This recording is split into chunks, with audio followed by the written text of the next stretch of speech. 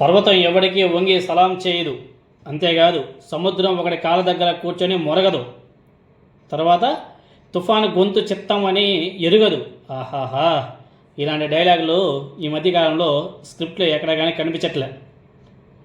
అదేవిధంగా ఊగిపోవడాలు కూడా ఈ మధ్య ఎక్కడ కానీ కనిపించట్లే. గతంలో అబ్బా పర్వతం ఎవడికి వంగి సలాం చేయదని చెప్పేసి మాట్లాడాడు. ఈరోజు వెళ్ళి మోదీ గారి చేతులు పట్టుకు ఇట్ట తల పెట్టుకుంటున్నాడు, ఇట్ట పెట్టుకుంటున్నాడు. దాన్ని ఏమంటారు? బానిస తత్వం అంటారు. ఈరోజు భోగాపురం విమానాశ్రయం ఓపెనింగ్కి అతిరథ మహానుభావులందరూ వచ్చారు. ప్రైమ్ మినిస్టర్ మోదీ, ముఖ్యమంత్రి చంద్రబాబు నాయుడు గారు, deputy chief minister Pawan Kalyan, మంత్రి నారా లోకేష్, అబ్బో ఇంకా కేంద్ర మంత్రులు, ఆ మంత్రులు, ఈ మంత్రులు, అబ్బో నా సమయంగా బీభత్సంలే. బాగుంది. తర్వాత మీటింగ్ మొత్తం ఓవరాల్గా చూస్తే ఒకరి డబ్బా ఒకరు కొట్టుకున్నారు. సెల్ఫ్ డబ్బాలు. ఆయన తోపని ఈయన తోపని ఇంకొక ఆయన, అబ్బో నా సమయంగా సెల్ఫ్ డబ్బాలే అన్నీ. ఇంకా మోదీ గారిని అయితే ఆకాశానికి లేపారు. ఇంకా పవన్ కళ్యాణ్, చంద్రబాబు నాయుడు గారు, అబ్బా ఇంకా నారా లోకేష్ గారు, ఇంకా మోదీ చెప్పమే, ఇంకేం లేదు. ఇంకా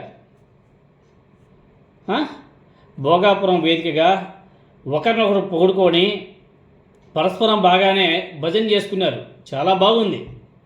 ఎయిర్పోర్ట్ కోసం మేము చేసింది ఇది, ఇదిగో ఈ జీవోలతో ఇదిగో ఇలా చేసాం, ఇలా శంకుస్థాపన చేశాం, పలానా జీవోతో పలానా చోట నుంచి మేము పర్మిషన్ తీసుకొచ్చాం, ఇంత కష్టపడ్డాం మేము అనేసి చెప్పుకోవడానికి కూడా ఏమీ లేక భజన చేసుకుంటున్నారు. అదే వైసీపీ చూడండి. వైసీపీ జీవోలతో సహా, తేదీలతో సహా వైఎస్ఆర్ కాంగ్రెస్ పార్టీ నేతలు గర్వంగా చెప్పుకుంటున్నారు. ఈ ఎయిర్పోర్ట్ ఈరోజు పూర్తవడానికి కారణం మేమే, మా జగన్మోహన్ రెడ్డి గారు అని చెప్పేసి జీవోలతో సహా, నెంబర్లు, డేట్లతో సహా చెప్తున్నారు.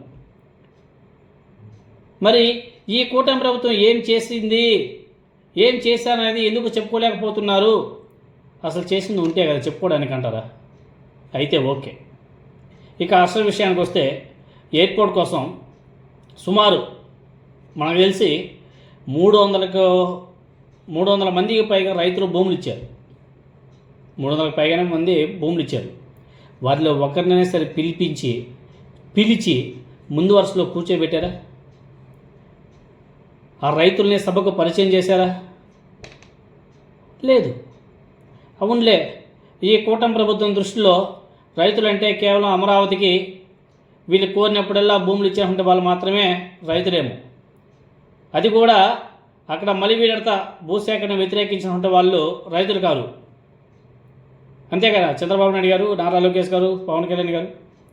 ముఖ్యంగా ఇచ్చిన మాట ప్రకారం సకాలంలో ఎయిర్పోర్ట్ను పూర్తి చేసినటువంటి జిఎంఆర్ అధినేత గ్రంథి మల్లికార్జునరావు గారితో కాసేపు మాట్లాడిస్తే చాలా బాగుండేది.